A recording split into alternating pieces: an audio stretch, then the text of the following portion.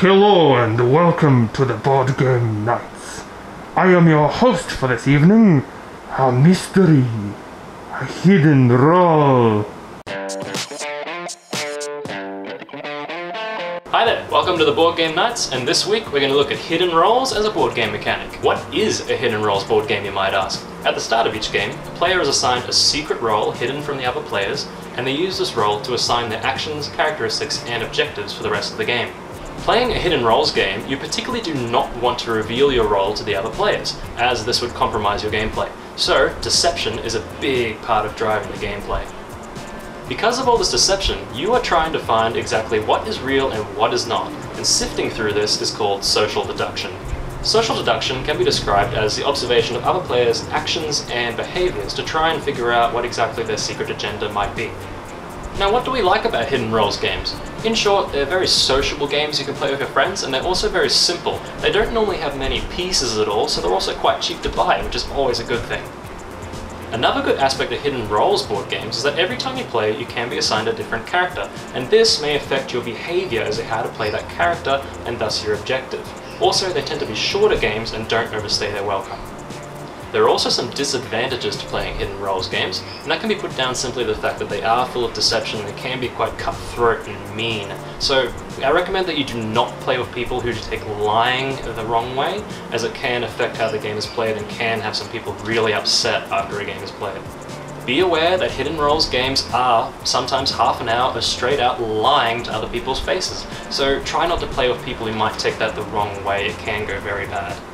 Conversely, some people might actually find these mechanics far too light and not enjoy the game at all.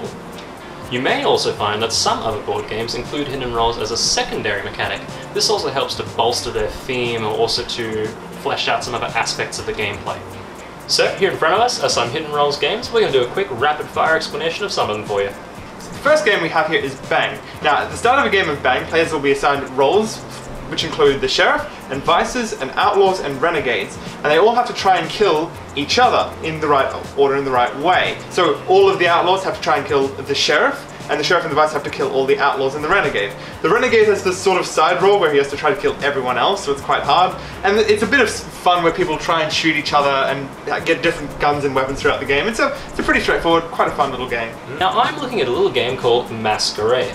Masquerade is a game that's very heavy on bluff as a mechanic. Every player is given one of these little character cards and all have different actions attributed to them. So the problem is that your active character is always placed face down on the table, and then you start swapping these character cards around with each other. The problem then is that you have to actually know what you have if you want to play that action.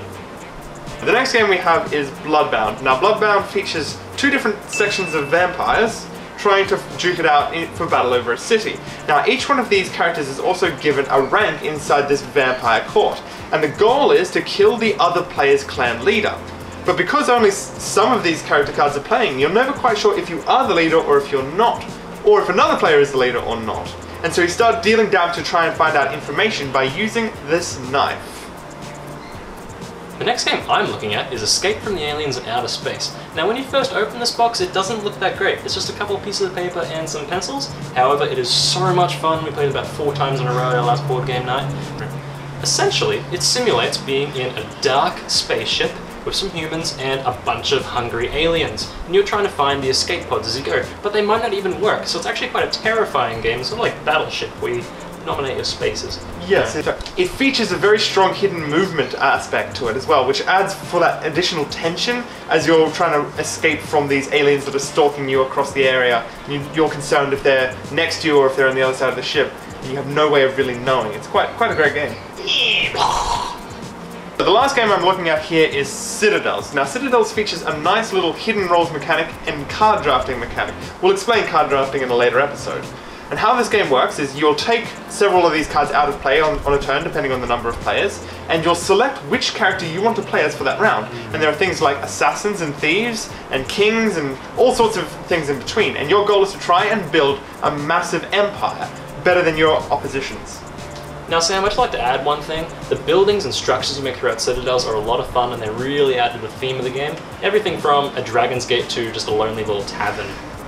Now the last game that I'm looking at is a little game called Shadowhunters. It's a Japanese board game actually. Now in Shadowhunters you're assigned either a shadow, one of the evil characters, a hunter, one of the good people, or a neutral character. The neutral characters make this game so much fun because they don't have any particular goal other than either staying alive or trying to be the first one to die. Or trying to get items. Or there's a list of different neutral characters that add so much more to the game. It adds a bit more silliness and a bit more... It's fun. Indeed. We hope you enjoyed our rapid-fire review of some of these Hidden Roles board games. In our next video, we'll be covering a review of The Resistance. And The Resistance Avalon. Because we have quite a few things we want to say about it. Oh no! They found me! I must stay hidden!